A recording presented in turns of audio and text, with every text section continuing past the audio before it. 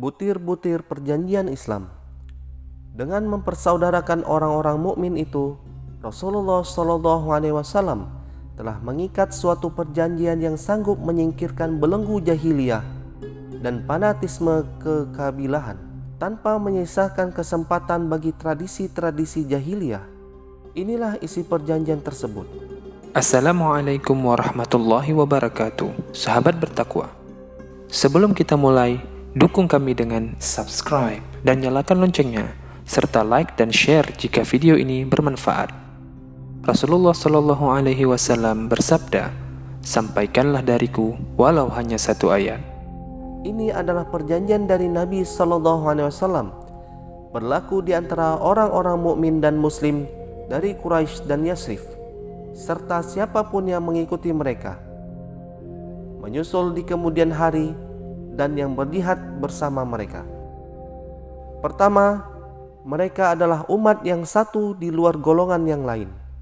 Kedua, muhajirin dari Quraisy dengan adat kebiasaan yang berlaku di antara mereka harus saling kerjasama dalam menerima atau membayar suatu tebusan.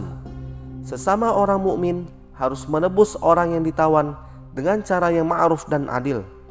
Setiap kabilah dari Ansor dengan adat kebiasaan yang berlaku di kalangan mereka harus menebus tawanan mereka sendiri.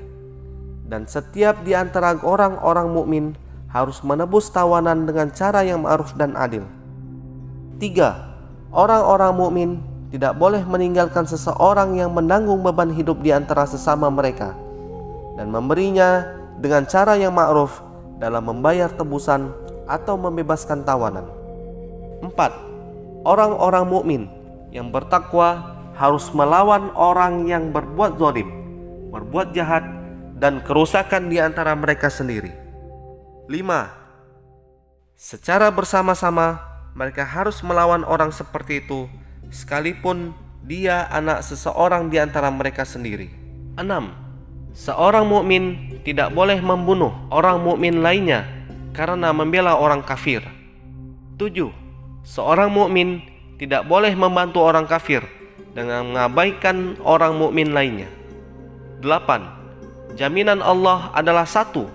Orang yang paling lemah di antara mereka pun berhak mendapat perlindungan. 9. Jika ada orang-orang Yahudi yang mengikuti kita, maka mereka berhak mendapat pertolongan dan persamaan hak, tidak boleh dizalimi dan ditelantarkan. 10.